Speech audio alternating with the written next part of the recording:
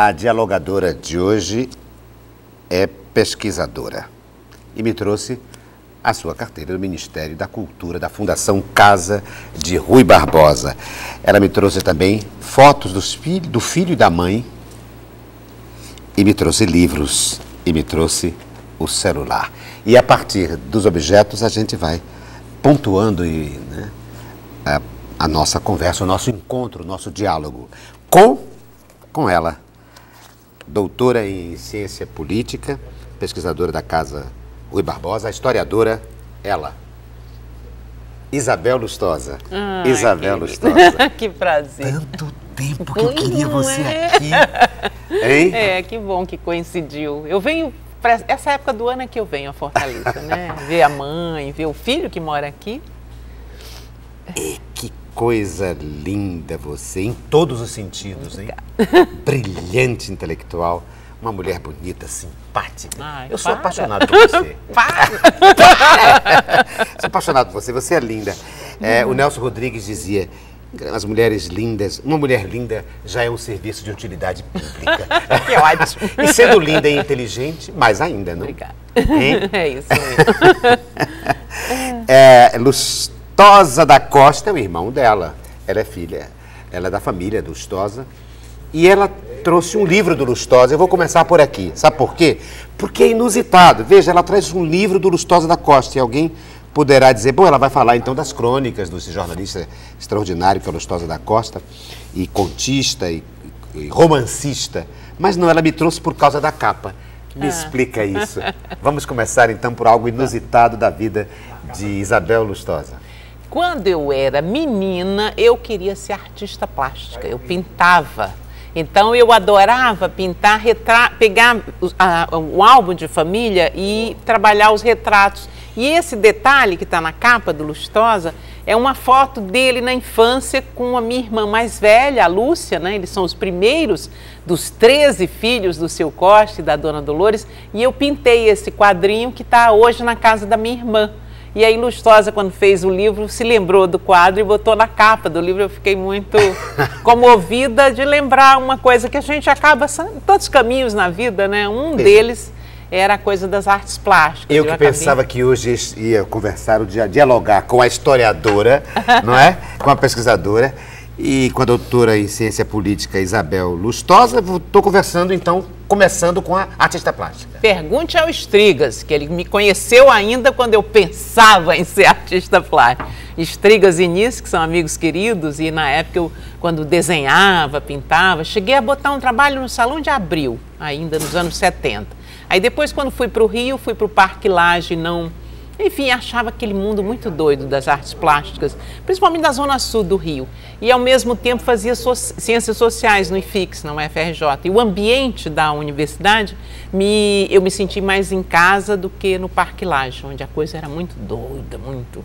Enfim, mundo dos artistas, né?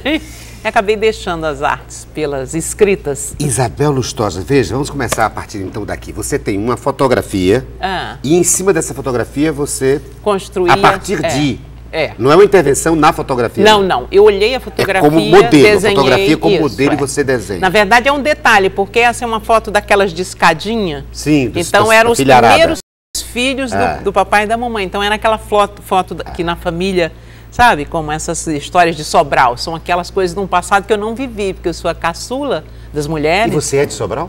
Eu nasci em Sobral, mas não vivi lá, porque o papai era diretor do IAPC lá e foi transferido para Fortaleza em 1955, o ano que eu nasci. Eu faço essa pergunta porque o Lustosa não é de Sobral. Não, o Lustosa não é, mas... E é tão historiador de Sobral, é tão amante de Sobral. Porque, na verdade, Sobral é para o Lustosa o que Fortaleza é para mim. Sabe aquele lugar em tudo aconteceu de fantástico, a sua adolescência, a descoberta da cultura, a primeira coisa que escreveu. Então, Sobral está no imaginário afetivo dele de uma forma tão intensa que, de fato, ele é o grande memorialista Sobral. Não sei por que alguma pessoa não fez ainda uma minissérie com esses personagens, né? Aquele jornalista que foi fuzilado na praça. Telvino Barreto, não? Como é? Era assim. Enfim, agora não vou lembrar. Não, e o bispo Conde, Dom José Tupinambá da Frota, aquela padraria toda que vivia lá em casa. Então, ele construiu uma memória de um lugar, eu acho que é uma coisa assim, tipo Pedro Nava para o Ceará, né? É uma galeria de tipos, eu acho admirável.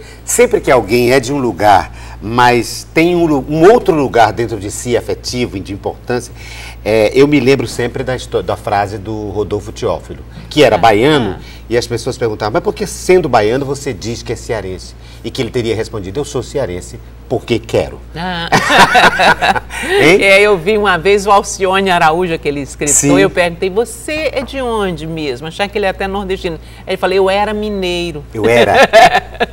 Porque chegou ao Rio, né? Você fica carioca, contaminado pela cidade. Mas eu queria falar com você o seguinte, veja, você olhou uma foto, que é um passado, uma foto do passado, e a partir daí fez o seu olhar sobre esse passado e reconstituiu com arte, etc.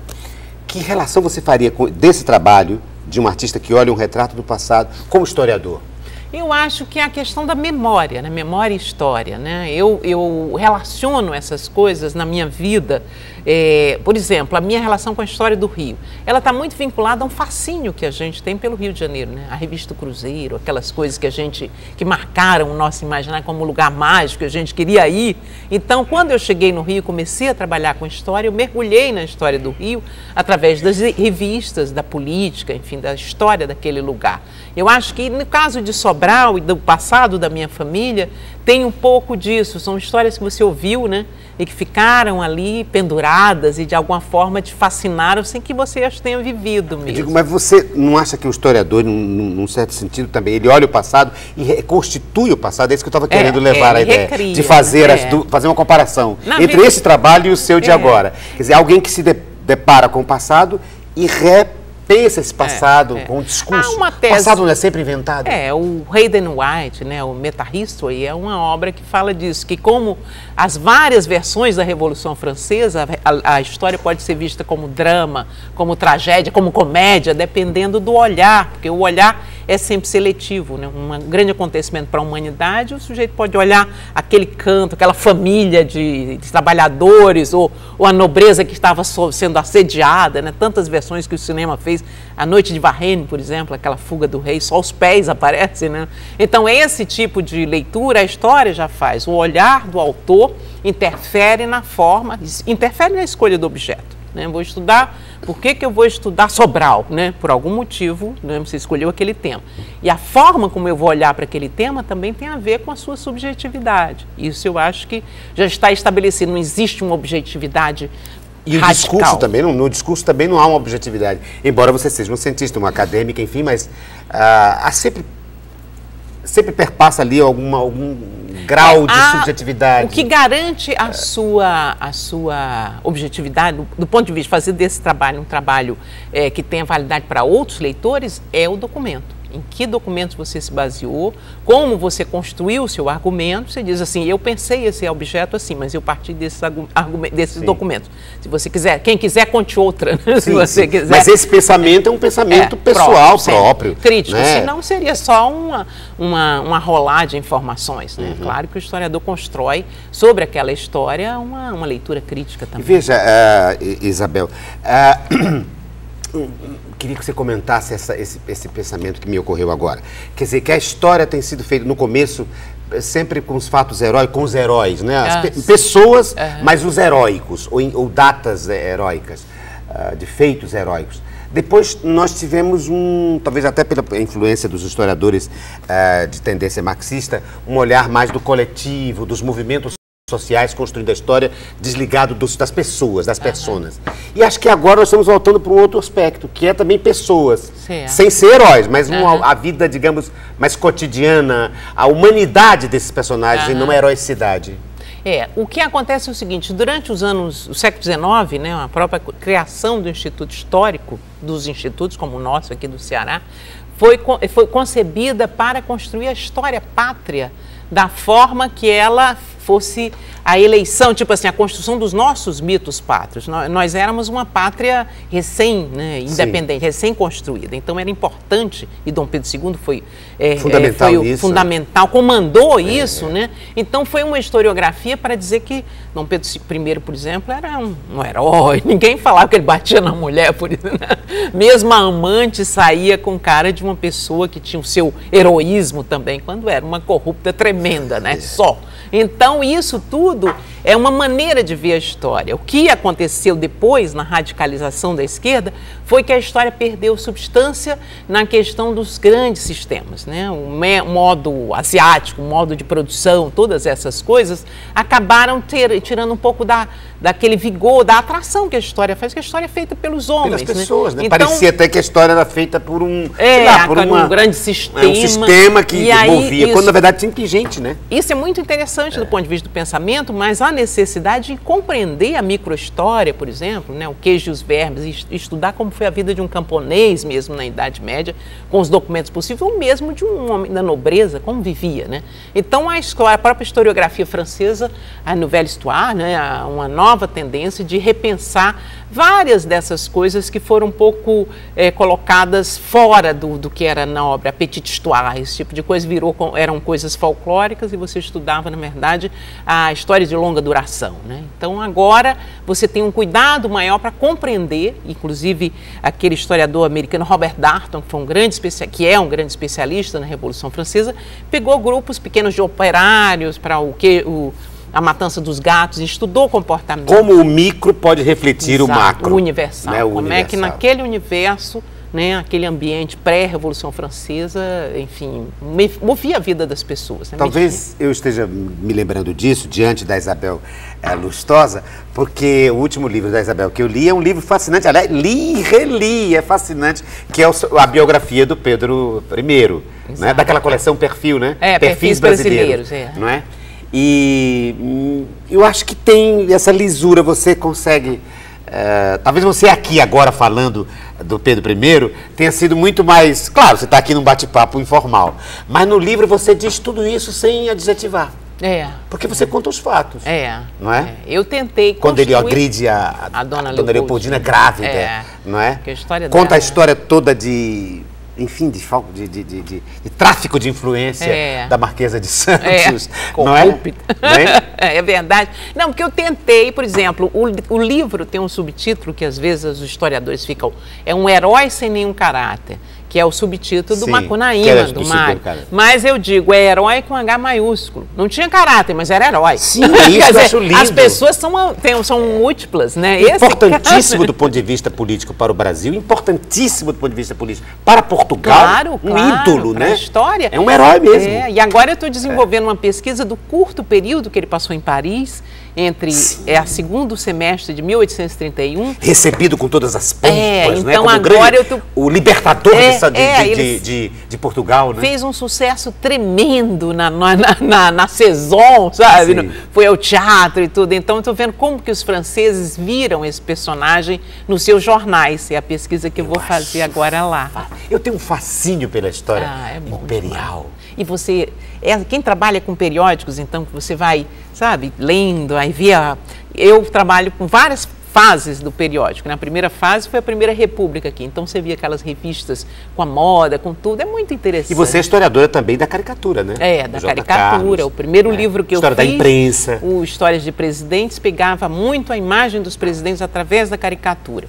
A partir daí eu fiz a minha tese de mestrado sobre o Mendes Fradique, que foi um autor da história do Brasil pelo método Confuso, e peguei um pouco da vida boêmia do Rio de Janeiro do começo do século, que é muito interessante, Olavo Bilac, Emílio de Menezes, Confeitaria Colombo. Então isso também é uma coisa que fascina a gente, né? Como que o pessoal daqui da padaria espiritual, por exemplo, se relacionava com essas pessoas, porque todo mundo queria ir para o Rio de Janeiro. E cada escolha é uma escolha que reflete o nosso mundo, o mundo de interesses, o nosso universo de interesses. Por exemplo, eu sei que boemia é um tema que interessa a você, não? Deixa a juventude, deixa a juventude.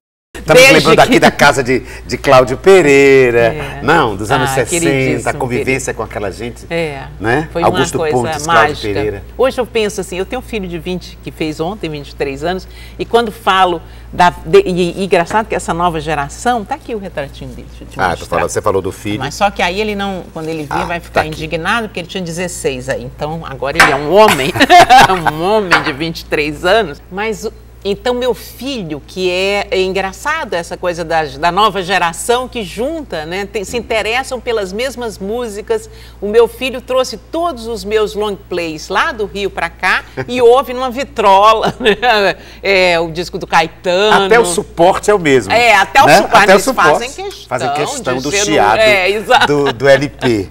E isso é engraçado também porque a gente junta, né, a nossa memória afetiva. Eu estou muito emotiva com essas coisas de como o pessoal da nossa geração, encontros, essas coisas. Veja, você está falando da sua geração, do seu filho que reencontra a sua geração. Exato. E você me trouxe também, além da foto do filho, a foto da mãe. E eu lhe pergunto, você também reencontra musicalmente ou em alguma forma a geração da sua mãe? Você visita o universo cultural da sua mãe? A minha mãe, eu publiquei ano passado um livro sobre Lampião, é uma coleção de uma editora chamada Claro Enigma. Então, a minha mãe tinha me contado a história que aconteceu na infância dela, em Cajazeiras, na Paraíba, quando o bando de Lampião invadiu a cidade. E foi um trauma, ela tinha 12 anos, todo mundo trancado em casa, uma coisa horrorosa. Cajazeiras reagiu, expulsou o bando do Sabino, e essa história ficou sempre para eu escrever. Quando me chamaram para fazer esse livro sobre Lampião, contei essa história. Mas a minha mãe é uma figura muito forte, né, na nossa... A Lustosa vai toda semana, vem de Brasília, para ficar na casa da mãe, aos 70 e tantos anos. E ela, essa semana, ela falou assim, você não vai mais à missa? Aí eu digo, mamãe, eu vou pouco, não sei o quê. Aí ela disse, você não é possível, você não reza nada? Ela tem 97 anos. Ela disse, não, mamãe, quando eu estou muito aflita ou quando estou preocupada, eu rezo uma Ave Maria, um Padre Nosso e uma Salve Rainha. Ela disse, não, então tá bom. Então já fui autorizada, já estou protegida. Então é essa coisa de uma presença maternal, feminina forte, de uma mulher que sempre trabalhou, que corrigiu os deveres da gente, aquela coisa da educação, é uma ligação, esse patrimônio que a gente tem, né? O patrimônio foram nossos pais. Que esse patrimônio é mais importante do que a conversão. Vamos explicar melhor. Você não acha que é muito mais importante, digamos, nesse caso específico nosso, sermos de uma cultura católica do que... Isso é mais importante do que ser católico? Não é mais importante? Eu sou meio weberiana nessa coisa de que a religião é importante para o povo, para a gente mesmo, porque é uma coisa, uma dimensão espiritual ajuda você a segurar a onda, né? Quando a barra pesa, você corre para os búzios, corre para, sei lá, para o padre, para o pai de santo, para qualquer coisa. Mas na minha família, que tem minhas irmãs, pessoas muito religiosas, isso é importante. Fortaleza é muito, a classe média fortalezense, você vê na beira-mar o pessoal andando, rezando texto. Mas mais importante é essa cultura, essa visão de mundo que nos atravessa. Para gente que faz parte de um determinado segmento, né? Eu, você, o Roberto, sei lá, o Fred, algumas Lustosas, enfim. Para nós, eu acho, mas para algumas pessoas isso é uma dimensão mais central, né? Eu acho que cada um...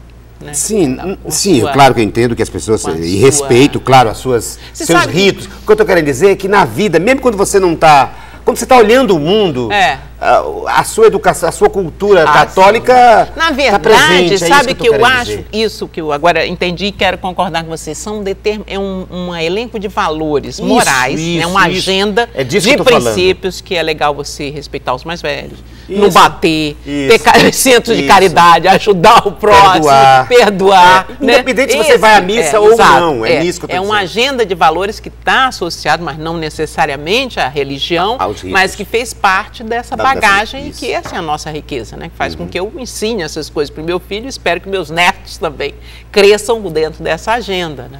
A nossa dialogadora de hoje é a doutora em ciência política, historiadora Isabel Ideusuíte Lustosa da Costa. Foi revelado. Olha o que ela me trouxe. A carteira de onde, meu pai? O segredo. Do Ministério da Cultura, da Fundação Casa de Rui Barbosa, onde ela trabalha.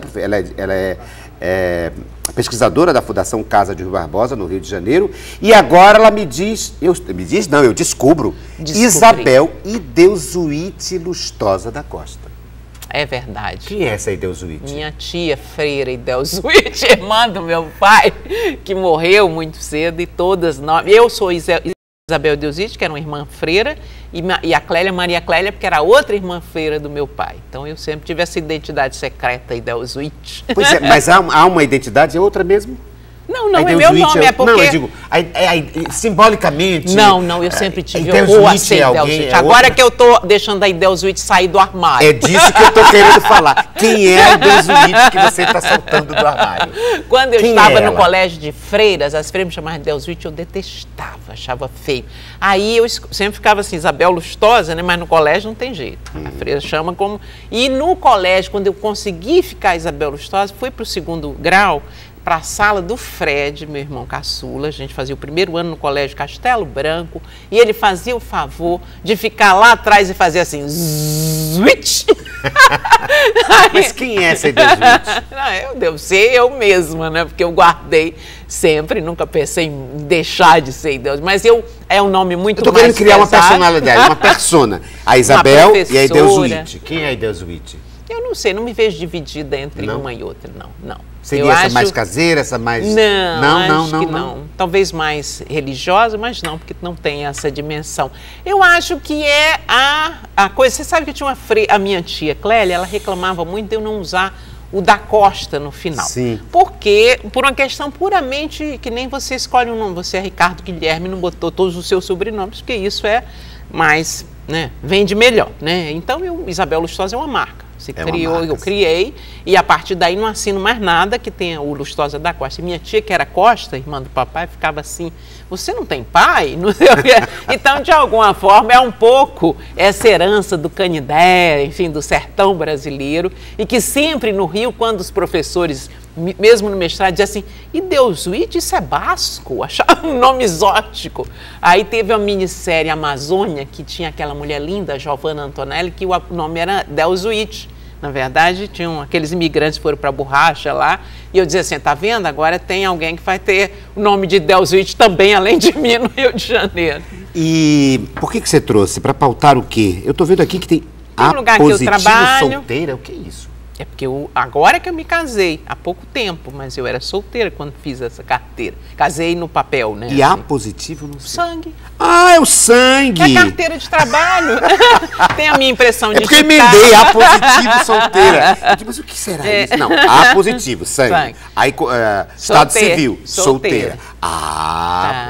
E agora eu não sou mais solteira, me casei há pouco tempo com uma pessoa que eu vivo há 10 anos, que é o Mário Bag, um artista desenhista, ilustrador, mas não trouxe retrato Olha dele, aí. porque não tinha. Voltando. Ele é profissional disso, eu fui uma tentativa. E trabalho nesse lugar maravilhoso. Casa de Rui Barbosa. É um encanto. Você já foi lá? Já. É um lugar que recebe coleções, tem uma biblioteca centro de pesquisa, fantástica. uma biblioteca fantástica. Tem uma coleção de cordel maravilhosa. A Martine do Pereira, ela chegou a fazer a pesquisa, quando ela veio a primeira vez para o Brasil, fez as pesquisas dela lá. E é um lugar com um jardim lindo, foi a casa que o Rui Barbosa viveu. Então, eu adoro ser pesquisadora. E coleções de várias procedências, não? Coleções de periódicos brasileiros imensos, do século XIX, tudo. E coleções particulares também, que são doadas. Que foram doadas, de a última, se não me engano, foi do Drummond, não? Não, aquilo ali é o Arquivo Museu de Literatura, que tem todos os documentos do Drummond, o acervo que doou para esse grande amigo meu, que era o Plínio Doyle, que construiu o arquivo. Sabadoyle. Eu ia no Sabadoyle. O famoso Sabadoyle. E lá na Casa Rui a gente tem o arquivo do Pedro Nava, do Drummond, do Vinícius, Clarice Lispector, muita coisa do Bandeira, graças à forma como ele foi colhendo. Então, é um depósito de arquivos, né, catalogados do melhor da produção literária brasileira. Nós estamos hoje no diálogo com a pesquisadora da Casa de Rui Barbosa, a do Rio de Janeiro, a Isabel Lustosa. Engraçado, Isabel, que, veja, a Casa de Rui Barbosa hoje já faz algum tempo, é um grande centro de referência da cultura brasileira, enfim, dos documentos brasileiros. E eu estou me lembrando daquela passagem terrível do Rui Barbosa, que teria sido responsável pela destruição dos documentos referentes à escravatura no Brasil. Esse trabalho... Não é engraçado isso? Tem um E colega... hoje ele é nome de um centro de referência de documentos, um homem que foi responsável pela destruição dos documentos. Foi um grande ativista da campanha, e a tese do Eduardo Silva, que é um grande especialista nesse assunto, é de que havia uma ação na justiça dos senhores de escravos no sentido de cobrarem indenizações da República com relação aos escravos que tinham. Então, essa queima inviabilizaria essas demandas, na verdade. Mas vamos e venhamos, foi uma perda. Foi. Na época não havia esse sentido do documento, né? Ele foi infeliz e paga até hoje. Mas a intenção foi no sentido de impedir um grande processo contra a União, nova, né, a República que estava se fundando no ano seguinte da abolição, né? E havia realmente... Houve uma insatisfação muito grande com alguns senhores de escravos e com relação a isso que se consideraram, porque consideravam os escravos sua propriedade, né, e achavam que o Estado que os tinha tirado devia pagar taxas altíssimas. Eu creio que é isso, porque eu não trabalho com esse tema, mas sei que o Rui Barbosa era abolicionista, foi sempre, então não teria uma intenção contra os interesses dos libertos, né, na verdade. Isso não foi feito contra os escravos, mas foi feito contra a história. Foi feito contra a história. Imagina Pena hoje os historiadores que precisam. Mas realmente não sei qual foi a dimensão disso, porque, na verdade, os que trabalham com escravidão hoje têm achado muita coisa nas igrejas, né? Eu tenho um colega, o Aloysio de Alencar, que fez uma pesquisa grande na Cúria Metropolitana, e lá tem batistérios, tem muita coisa interessante. Eu fiz esse livro, aliás, exatamente sobre os escravos. que eu vou colocar em pauta agora. Já que estamos falando de Rui Barbosa, destruição de uma grande parte da história, dos documentos, da relação dos escravocratas com os escravos. Olha, a Isabel Lustosa, a nossa dialogadora de hoje, tem um livro sobre isso, sobre a história dos escravos, Isabel Lustosa, com ilustrações de Maria Eugênia. E este vai ser tema do próximo segmento do nosso diálogo com ela, Isabel Lustosa.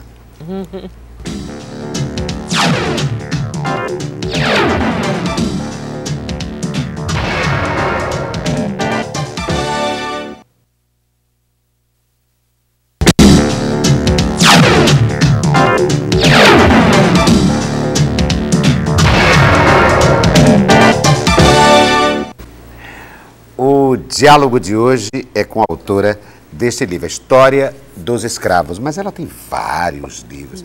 Deixa eu ver se eu tenho aqui. Olha, primeira biógrafa de Pedro I, autora de livros sobre a história da imprensa brasileira, da caricatura brasileira.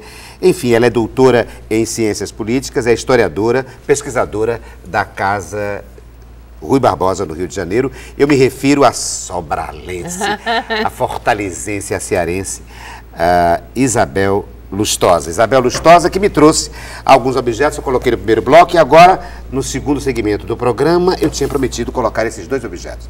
O telefone celular, que ela depois vai explicar por que me trouxe, e a história dos escravos. Eu trouxe este, porque é meu único livro infantil, né? Até fiz um outro em 96, mas esse aí está na 13ª reimpressão, quer dizer, um livro que tem sido bem sucedido. Ele é de 98 e tem sido reimpresso sucessivamente, e é um livro que tem uma parte que eu gosto de contar, que é a história do meu pai, porque a narrativa é a história de uma criança que está na fazenda do avô em São Paulo e tinha uma senzala. Ele vai querer saber desse avô, que é um historiador, por que tinha uma senzala, por que o avô dele era um senhor de escravo, o avô do avô. E aí o avô conta a história da escravidão para ele, e no final, quando vai falando dessa coisa dos escravos que eram vendidos como mercadoria, etc., depois ele fala, havia pessoa, aí o avô de São Paulo conta para o netinho sobre o avô daqui do Ceará. Diz assim: você lembra daquele seu avô que gostava de jogar gamão com você? Ele me disse que o avô dele, que se chamava Bento, tinha sido um liberto, quer dizer, alguém que não tinha sobrenome, era Bento José. Quando Bento José... Em 13 de maio, isso, né? Não, aí é que tá. Eu não sabia, porque meu pai não me contou, por que o avô dele, o Bento, era liberto. Só que o que acontecia é que o Bento José, os escravos não tinham sobrenome. Não tinham sobrenome. Sim, claro. Mas ele era, suponho eu, um liberto, filho bastardo do senhor, algo assim. E não libertado pelo 13 de maio. Que talvez tenha sido da lei do ventre livre já, nascido já depois da lei do ventre livre. Porque ele tinha uma terrinha, ele era alfabetizado, ele tinha um nível, mas era Bento José, não tinha sobrenome. Ele é então o seu... Bisavô, o avô do meu pai. E aí meu pai contou isso meio assim secretamente para mim e para minha irmã, porque era uma coisa assim, né? Um avô que era um liberto, não era de uma família. E o mais curioso, quando ele foi se casar, o Bento José, com uma moça que tinha sido criada por um juiz, por uma família boa também, o tabelião disse: Bento José, você vai se casar, vai, enfim, constituir família. Não é legal você não ter um sobrenome, fica com o meu, da Costa. E aí nós temos o tabelião. O tabelião dessa cidade, que eu acho que era Baturité, falou para ele: Bento, você é um cara legal, bacana, use um sobrenome, você não vai ficar Bento José, tem que ter um sobrenome, toma esse, da Costa. Então é o nome. E o Lustosa é da mãe. Da mamãe. Daí é do outro ramo. Esses são os nobres. Daí são... Barão lá. Aí é os barões de Sobral, é isso? Esse barão da Paraíba. Barão da Paraíba, claro, da Paraíba. Na verdade, essa família Lustosa tem no Piauí, na Paraíba, nós somos Lustosa, mas a fonte é a Paraíba, né? E o Lustosa da Costa, o Lustosão, como a gente chama, é da Paraíba, não? Porque meus pais moravam lá quando ele nasceu. Ele nasceu na Paraíba, papai era da Brasil Oiticica, funcionário. Papai foi da Casas Pernambucanas, caixeiro viajante, e depois foi da... E ele que contou essa história do Bento José, que eu acho a coisa mais linda da E diz aqui a Isabel Lustosa: este livro é para meu filho, que se chama Francisco. O avô dele, meu pai, também se chamava Francisco, bem como o pai do meu pai. Meu cunhado, padrinho do Chico, meu irmão mais velho e um dos meus sobrinhos também se chamam Francisco. Francisco também era o nome de um admirável escritor e historiador. Bom, aí vai falando. Engraçado, Francisco. Houve recentemente uma pesquisa de que o nome mais comum, pelo menos do Nordeste, é Francisco. Eu pensei que tinha sido fosse Antônio. José, né? José. José é engraçado, você sabe pois que antigamente... Grande José, viu, Francisco? Antigamente tinha um táxi aqui em Fortaleza que o sujeito botava na placa: por favor, não chamar de Zé. Que a gente chama todo mundo de seu Zé, né? Seu Zé me leva. Seu Zé me leva lá, E aqui então você conta: o avô de Chico se inspira levemente da figura de alguns tantos da nossa afeição, papapá. Livro infantil. É o único, quer dizer, eu tenho um segundo que foi publicado há muitos anos no Rio, mas eu não reeditei, não. Mas esse é o mais importante, porque tem longa vida, né? Já está desde 98, eu recebi essa... Toda vez que reeditado, a editora manda para o autor uns 20 exemplares. Então, eu fiquei contente que, mais uma vez, ele está circulando nas escolas. E você reconta um pouco a história deste Francisco? Não. Desse Bento José? Eu apenas menciono numa nota, porque o objetivo era contar a história da escravidão para crianças pequenas, de uma forma que elas tivessem ideia da violência, que era sem ser algo tenebroso, né? Então a ideia é contar, tem um pouco das ilustrações de castigos de escravos, etc., mas relativiza inclusive a questão da diferença, diz assim: ó, escravos eram pessoas que podiam ser muito inteligentes, muito boas, muito más, muito tristes, muito alegres, muito espertas, muito, né? Eram pessoas iguais aos brancos. Então, havia escravos que tinham uma grande influência sobre seu senhor, as mães escravas, as mães de leite escravas que passaram muito da sua cultura, do jeito de falar para os filhos que elas amamentavam, né? Os filhos brancos que elas amamentavam. Então, essa presença do negro na cultura se fez, né, de uma forma, a partir dessa relação tão próxima do escravo com os supostos brancos que nunca fomos, na verdade. E é bonito que você tenha assumido isso, né? Eu gosto da história. O papai ficava meio encabulado: não vai contar para suas tias. Mas depois todos estavam achando: isso é uma história interessante de se saber.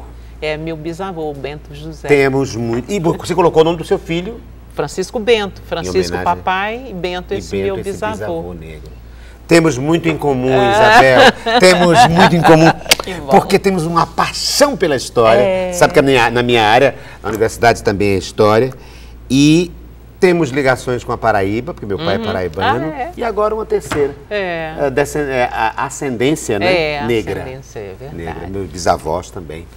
Eu escrevi um livro chamado A História do Brasil Explicada aos Meus Filhos, que eu faço essa ligação, você falou no começo, entre memória e história. Eu conto um fato da história junto com algo pessoal. Por exemplo, quando eu falo da ditadura militar, eu falo, o Chico tem um avô paterno, que foi o Osni Duarte Pereira. Ele era um grande desembargador, um homem que trabalhou com questão, fez o primeiro Código Florestal e tudo, e foi caçado no AI-1. Então eu digo, seu avô foi caçado, quer dizer, como foi a ditadura, para explicar para uma criança. Né? Você então, parte de um fato. Eu conto a história, né, formalmente, aconteceu isso, aí põe num bloco. O Osni Duarte Pereira era um desembargador, fez isso. Aí, por exemplo, Cláudio Pereira, está nesse livro, que eu digo assim, a tortura foi uma prática da ditadura. Um amigo meu, aí eu ponho Cláudio Pereira, ele era um cara da fazia política de esquerda, estudantil, mas não era nem um cara, foi pego, torturado, etc. E há coisas que o Pereira, engraçado, no fim, me contou de situações muito sofridas desse episódio da vida dele. E depois, engraçado, o Pereira foi ser secretário, foi presidente da Fundação de Cultura, na sede da Polícia Federal, que tinha sido a antiga sede, e trabalhava vizinho à sala onde ele tinha sido torturado e preso. Que loucura, que loucura, que o gabinete dele aqui e a sala onde ele tinha sido torturado logo ali. Porque ali, onde funcionava a Fundação Cultural, tinha sido o DOPS tinha sido a Polícia Federal. Mas eu estou vendo aqui uma outra coisa. Veja, tem fotografias e eu estou vendo... É Debré? Eles a gente estava falando no segmento anterior que o Rui Barbosa, por uma questão de estratégia, né, política, econômica, foi responsável pela destruição de uma boa parte do acervo sobre a história da escravidão, da escravatura no Brasil.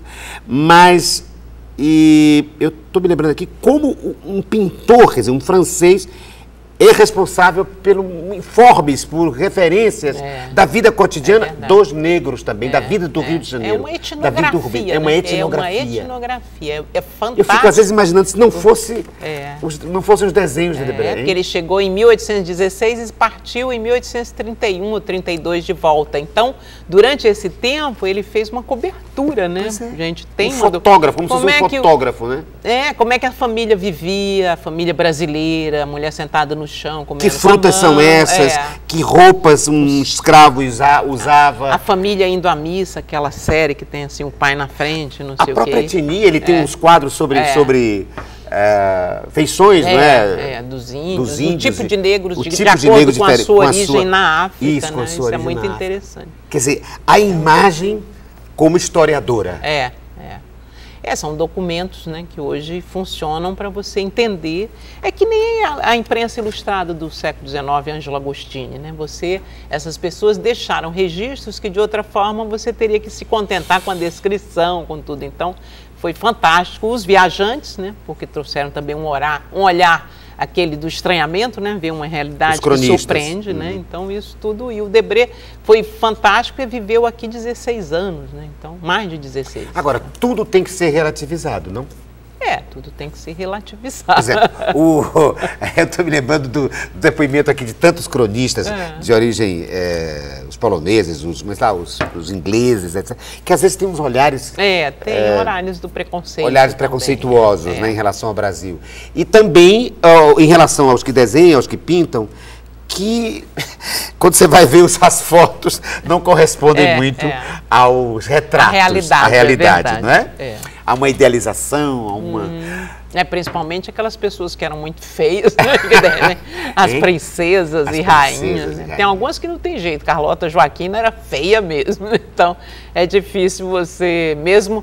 Porque é engraçado, alguns pintores, né, os Toné, né, que fizeram a galeria da família toda, há pouco tempo numa exposição do Rio, então as filhas do Dom João VI eram muito feias também. Então, aparecer aqueles retratos, eu disse, nossa, que pessoas feias. E aí não tinha muito jeito, por mais que porque era um documento também para aquela época, né? E estamos falando agora de outra figura fascinante, que tem a ver com fotografia, com a introdução da fotografia no Brasil, que é Dom Pedro II, hein? Dom Pedro II é uma figura, né? Porque é engraçado, eu escrevi uma vez uma resenha do livro da Lília Schwartz, As Barbas do Imperador, falando assim, que era o título era Órfão de Pátria. Esse sujeito ficou no Brasil sem pai e sem mãe, com 5 anos de idade, quer dizer, foi criado pela nação brasileira. Ele tinha um ministério, definia o que ele ia comer, o que ele ia brincar, o que ele ia ler, quem eram as pessoas que ia ficar. Então ele foi preparado, né? E ao mesmo tempo ficou uma pessoa de uma carência afetiva. As cartas dele para a Condessa de Barral são daquele cara chato que fica, você não me escreve, você não...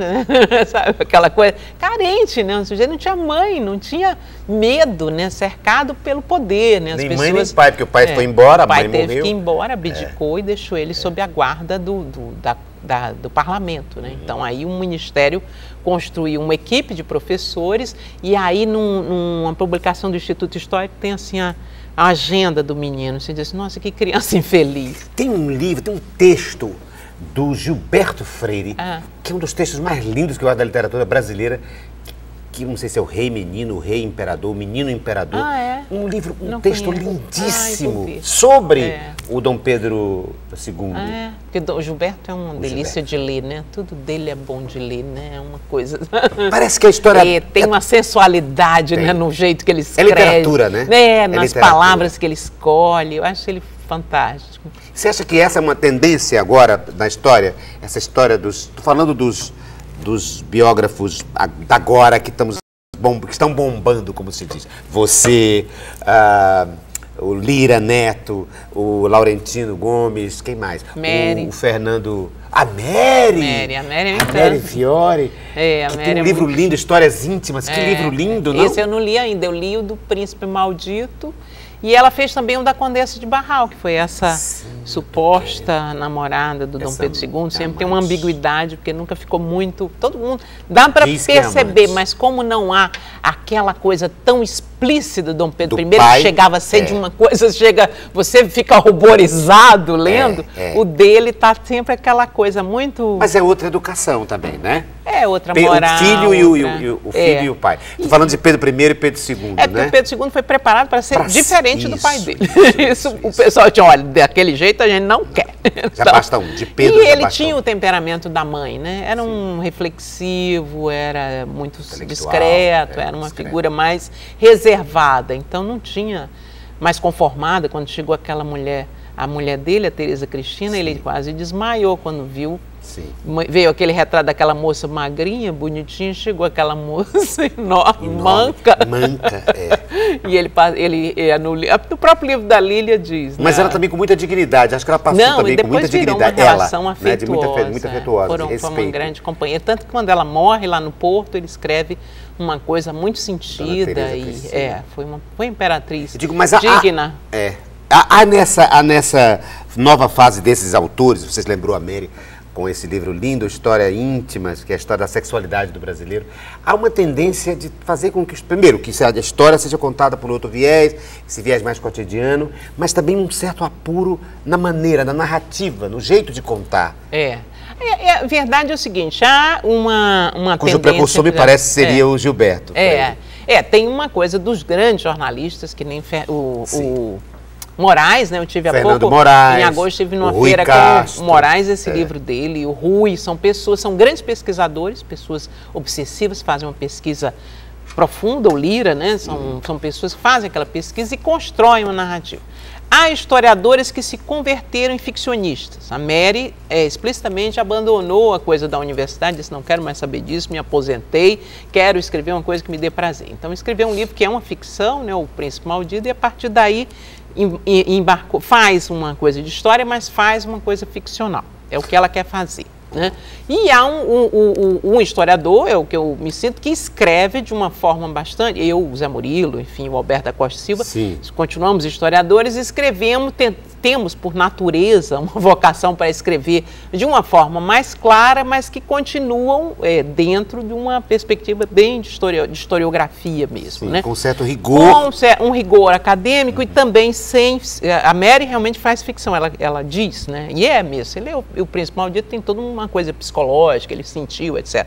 O historiador não faz isso nos seus livros. Agora, da nossa parte, eu acho, desses historiadores como eu, o Alberto da Costa Silva e o Zé Murilo, o fato da gente gostar de escrever para que a pessoa entenda, fez com que, claro, esses livros tivessem uma repercussão maior. Há uma tendência também no meio acadêmico norte-americano para que os livros de história sejam legíveis.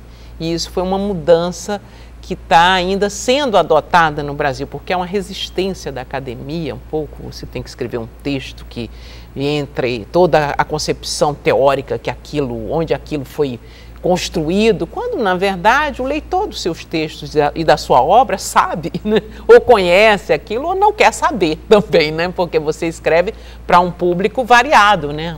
Um livro como o do Zé Murilo ou do Alberto, dessa mesma coleção do Dom Pedro. Perfis brasileiros. Né? Ele, quando os dois editores, que é a Lídia Schwartz e o Hélio Gaspari, né? Uma historiadora, antropóloga e um jornalista, nos convidaram, eles tinham esse objetivo: queremos livros que sejam legíveis. Você pode ser um grande acadêmico e a gente quer isso, quer grandes especialistas, né, ou especialistas, mas que façam livros que sejam acessíveis. Quer dizer, você vai dizer aquelas mesmas coisas que você diz para um público acadêmico de forma que o teu leitor, né, fique confortável. Possa se deliciar e se informar. Não é? Então é isso, é um universo, eu vejo com muita simpatia o trabalho de todos, porque eu acho que isso, se um trabalho não é um trabalho de história especificamente, ele faz aquele leitor buscar mais informação. Né? O cara que lê o livro do Laurentino vai querer saber mais sobre aquele, ou não vai querer, mas ficou sabendo, que ele está muito bem pesquisado.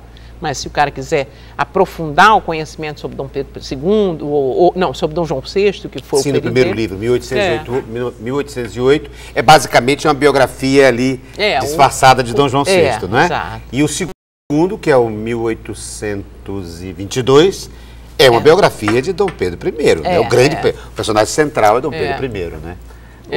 Não é?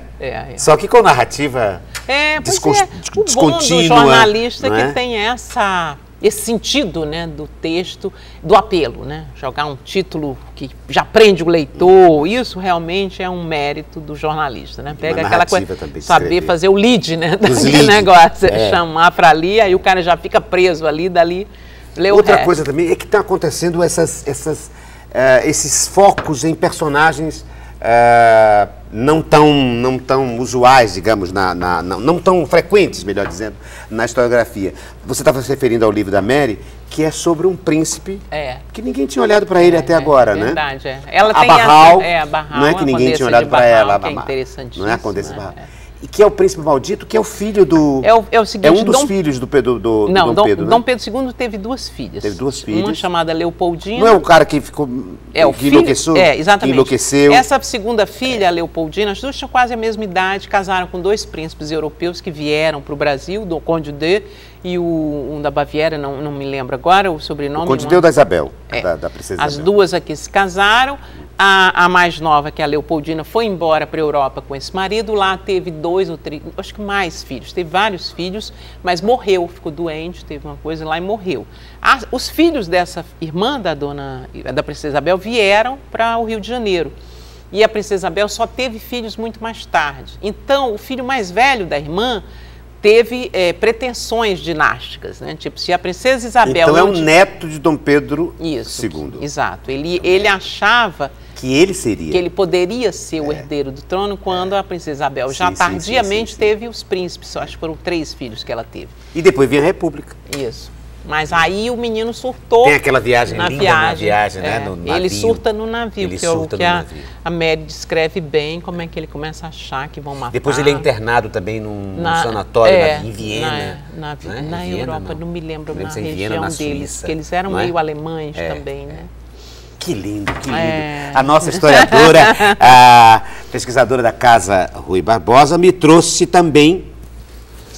Não foi por causa do celular. Não? Por que foi? Foi por causa das músicas que eu tenho no meu celular, porque eu guardo aqui todas as músicas que eu quero ouvir ao longo da minha vida. Então me mostra uma. Vou mostrar. Me mostra uma. Vou procurar aqui, tenho que pegar um óculos. Não, deixa eu ver então aqui. Qualquer uma, enfim. Tá, qualquer um. Você gravou e só quer ouvir agora essas músicas, não é só quero ouvir. Uma vez eu comecei a baixar música quando estava escrevendo Dom Pedro I, que tinha aqueles programas que você baixava música. Então, eu quando estava muito, mas muito de saco cheio de trabalhar e de escrever, eu pegava, começava a procurar uma música na internet. Aí disse, essa aqui. E aí me dei conta de que eu tinha aquelas músicas que você, puxa, eu queria tanto ouvir de novo, sei lá, o Simon Garfunkel, like a bridge over aquele negócio. Então, eu saía baixando essas coisas. Então, tinha coisas mais variadas, até... Mas hoje você está mais de reouvir do que ouvir o novo? Isso eu disse outro dia pro Fausto Nilo, que é um grande amigo que eu quero bem, e aí o Fausto, é mesmo, você... É interessante isso que eu disse assim, Fausto, tem uma amiga que é cantora e compositora, e ela me chama ela vai fazer o aniversário dela, vai fazer uma festa em que ela vai apresentar suas novas composições. E aquilo me mata de tédio, porque eu não tenho paciência para ouvir novas canções. As canções, quando ela me chama para cantar canções que ela cantava nos anos 70, na faculdade, eu vou correndo. Agora, para ouvir, o meu HD já está lotado com as músicas que eu quero ouvir. Então, eu peguei e comecei a ver que, assim, o que eu tenho prazer de reouvir algo que vai... Aquela coisa da memória afetiva, por exemplo. Deixa eu ver se vai... uma? Deixa eu ver se aumenta o som. Bota aqui no microfone. Que música.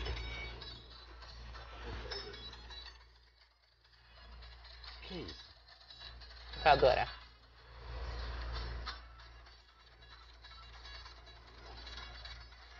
E aí, mais rápido. É instrumental ou canto? É canto. Vai entrar agora alguma coisa daquelas que dos anos 50, que todo mundo ouvia bolero. Los Panchos. Los Panchos. Los Panchos. Que bonitos ojos tiene. Que bonito. Adoro isso. Aqueles filmes mexicanos. Maria Félix. Não, e como se ouvia isso nos anos 50 no Brasil. A rádio tocava. Porque lindo, não para relógio. Vou olhar pro afeto do passado através da música. Chegou a hora do objeto surpresa, Isabel. Eu trouxe um objeto surpresa para você. O que você me trouxe? Eu vou trocar. Vamos ver? Vou lhe dar o meu objeto surpresa. Quero que você me dê que tá ali o seu. Vamos ver quem que vai abrir. Não, vou abrir primeiro o teu, tá? Olha lá que perigo. É bonito, ojos tiene. É bonito. O que foi que a Isabel me trouxe? Uma lamparina. Me dá ali para eu acender. Eu quero acender. Me dá ali. Eu quero acender. Por que você me trouxe uma lamparina? Porque quando a Conceição me escreveu dizendo que era para levar objetos, eu disse assim, o que eu levaria? E você fica aqui quebrando a cabeça para agradar Ricardo Guilherme. Assim, o que será que ele vai ali gostar dentro tem, de ver? Isso, eu quero acender aqui para ter uma ação. Isso, eu tenho lá em casa, no Rio, mas claro, estou de férias aqui, não trago a casa, uma lamparina que era uma escultura do Zenon Barreto. Quando eu fui eleita garota cultural em 77, foi o maior mico da minha vida. Aquela coisa assim que o Zito, um amigo nosso, chamava o ridículo Vita, e começava sendo eleita garota cultural. E o Pereira botava no jornal. Aí botava uma entrevista que eu não dei, sabe? Dizendo assim, qual o livro mais importante? Eu digo 3, a Bíblia, o Capital e o Pequeno Príncipe. Era a coisa mais ridícula. Aquelas invenções de Pereira. Aí e saíam matérias e as pessoas acreditavam. Aí dizia assim, a festa no Anísio, a Isabel foi recebida por um elenco, por um coral que cantava nos braços de Isabel eu sou mais homem. Nos braços de Isabel eu sou mais homem. Nos braços de Isabel. E aí ganhou um troféu feito por... Isso era a única verdade da matéria, que era a lamparina do saber. Porque garota cultural... Feita pelo Zenon? Zenon. Pelo Zenon Barreto. Uma coisa rústica, parecida então, com essa... Então você quis lembrar a lamparina do prazer? Lembrar dessa história fantástica. A lamparina do prazer. E tem tudo a ver, do saber. Não do saber. Olha lá. Eu disse do prazer? Mas tem as duas coisas. Pode ter o prazer de saber. Pode ter. Abre o meu, Isabel. A lamparina do saber e do prazer de saber. Olha o que eu trouxe. Cinzas. Eu trouxe cinzas, olha aqui. Olha aqui, lamparina e cinzas. Eu trouxe cinzas para que você falasse sobre isso. Primeiro, tem a ver um pouco com a minha tristezinha com o Rui Barbosa, né? Por ter queimado os arquivos sobre a escravatura. Mas eu queria que você filosofasse sobre isso. Vou queimar até aqui, ó. O que um historiador sente sabendo que alguma coisa está sendo destruída, enfim, virando cinza? Desgosto quando você pensa assim, puxa, tudo que eu queria saber. Eu até uma vez escrevi um artigo sobre isso. Tem um personagem do período que eu trabalho, da imprensa, do período da independência, o Gonçalves Ledo, que é um grande jornalista. E dizem que ele queimou tudo, ele ficou muito desgostoso com o ostracismo em que ele mergulhou depois de ter sido uma pessoa importantíssima e queimou os seus papéis lá numa fazenda em Cachoeira de Macacu, no interior do Rio. E eu disse assim, não é possível que ele tenha queimado tudo. Eu ainda vou lá procurar esse papel. Ele deve ter terrível, deixado, né? Lá no... Porque a fonte... aí você fica assim, tudo que eu queria saber do como foi a independência, como é que ele fez, as articulações. O sujeito deprimiu no fim da vida, porque estava no ostracismo, e queimou os papéis. Eu digo assim, não acredito. Então, para um historiador, terrível, é a morte. Né? A destruição das provas, a destruição das fontes, né? Coisas assim que você diz. Enfim, mas por uma outro bela lado, lembrança. Por isso que eu trouxe, para lembrar você. Mas por outro lado, Isabel, é bonito também quando um historiador pega as cinzas e reconstitui. É verdade. Hein? Apesar das cinzas, ele consegue decifrar por outros caminhos, pelas relações, é bacana. Que lindo. E você sabe o que me lembra isso também? Quando eu era criança, nas festas juninas, já tinha uma simpatia, uma adivinhação, que você queimava o papel e passava e formava uma outra folha. Aí formava uma figura e aquilo tinha a ver com alguma coisa do seu futuro. Sim. Aí uma igreja, vai ser padre, vai casar. Obrigado, adorei. Isabel, foi lindo. Como sempre, lindo. Ai, que bom. Ter você aqui. Fiquei muito feliz. Tá bom? Conversa boa. Conversa boa. Tá bom? Na próxima semana a gente volta tentando também sempre renascer das cinzas. No próximo encontro do nosso diálogo.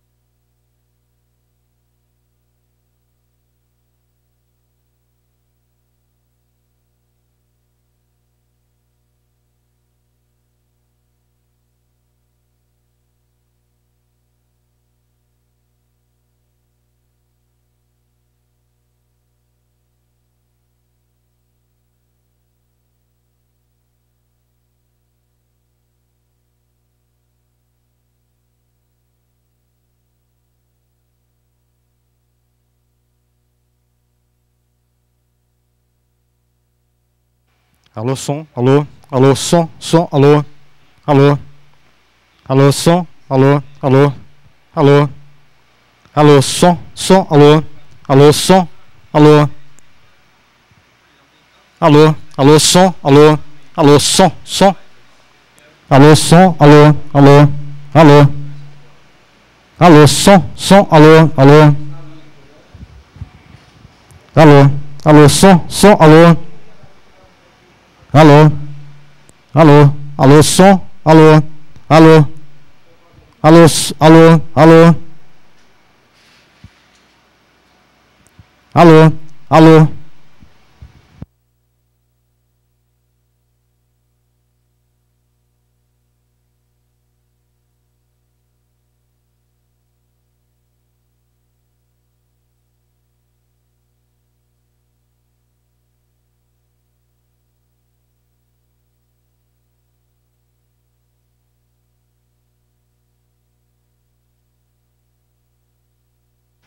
Alô, som, alô, alô, alô, som, alô, alô, som, alô, alô, alô, som, alô, alô, alô, som, alô, alô, alô, alô, alô, som, alô, alô, alô, alô, som,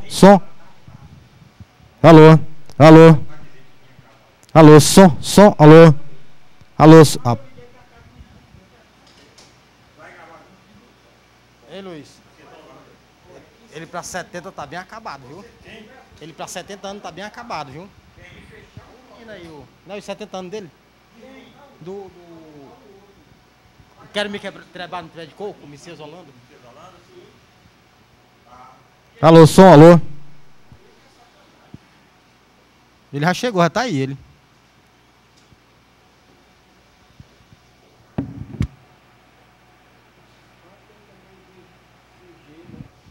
Alô, alô, som, alô, alô, alô, alô, som, alô, alô, alô.